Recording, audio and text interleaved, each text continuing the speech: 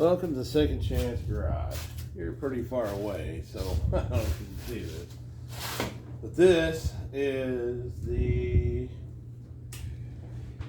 pressure washer. And so what I did was I took the tank off, I took the carb off, cleaned it, clean air breather, all that. And I did run. Whether it'll restart now, because I'm shooting a video, I don't know. Yeah, that's not right, ain't it?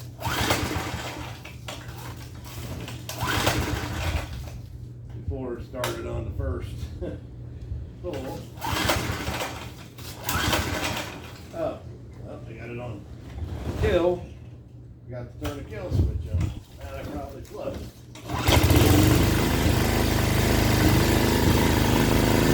There it is, closed.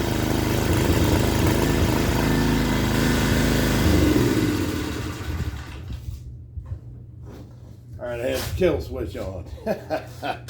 Okay, so this is a project I was just screwing around with this evening.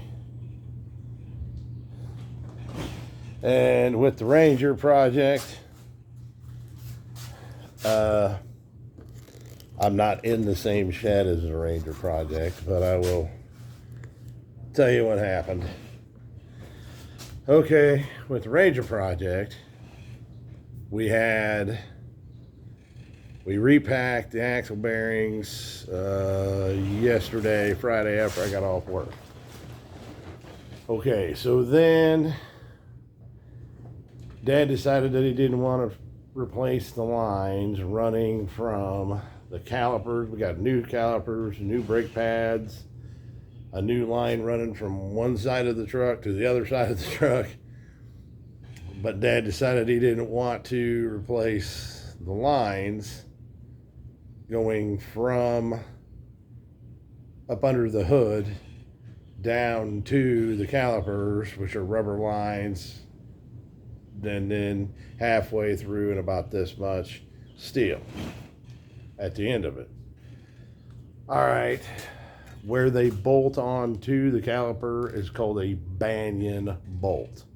Okay, that whole rubber line was rotted. So we put the calipers on, got the brake pads in, never seized everything we're supposed to do, all that stuff. And then we tried to bleed the brakes and blew a hole in one of the lines. And they want $32 a line for the rubber hose about this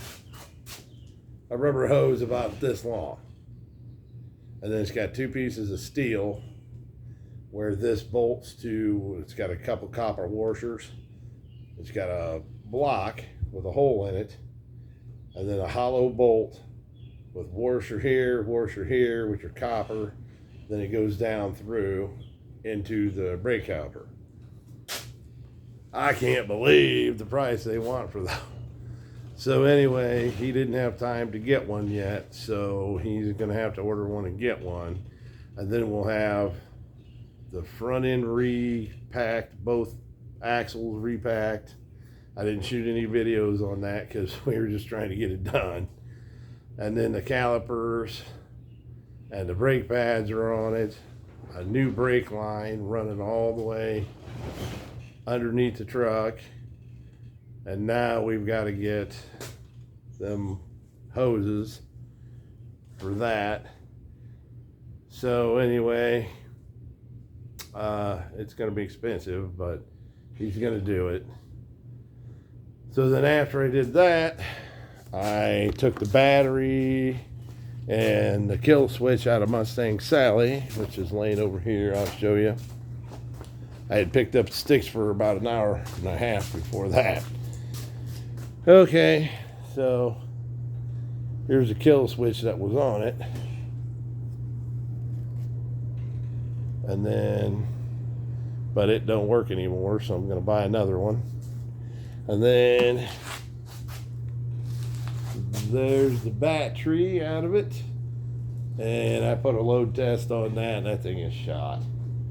So I'm going to get a new battery for it and a new kill switch for it and stuff. I was going to do that today, but then decided, heck with it.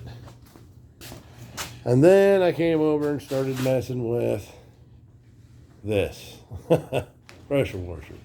So I got it to run, but I can't let it run very long because this pump's got oil in it. I was expecting it to be hot. It's not really hot. This has got oil in it, which I gotta probably do an oil change in it and the motor both. The seal between the carburetor and the fuel tank was crap. So I cleaned it all up. I used good old Permatex, the black stuff. It's impervious to oil and gasoline. Awesome stuff. And it works. Don't seem to leak any. Yep, I like Permatex. So I didn't want to have to go spend a bunch of money on Permatex. I mean, on one little gasket that would have cost me more than the whole carburetor did. So Permatex to the rescue. And I am not sponsored, but this stuff is awesome. Just don't put it on too thick. There's a trick to it, you know. You want to put it on nice and thin so you get a seal, but you don't have it oozing out the sides, and yeah. So anyway, that's some of the, then a buddy of mine gave me a set of 20-inch rims off a Dodge Challenger. I think it's a 96. I think it was a 96. Didn't have nothing to do with them, so he just gave them to me. And there's one flaw. Let's see here. Oh, right here. Okay, I can't. All right here. I don't know if you can see it, but there's a hump right here. This is just plastic, so I can take this off and then straighten that little hump out. Other than that, they're perfect. And even the tires are in good shape. Even the tires are in awesome shape. But, yeah, 8x20s. Yep. Don't know what I'm going to do with them, but you know me. I got thinking, well, old school Dodge used to fit on old school Chevy or Ford. Maybe they'll fit on Mustang Sally. Well, even so, then I looked it up, and these are 111 millimeters. And Mustang Sally has got 115 millimeters.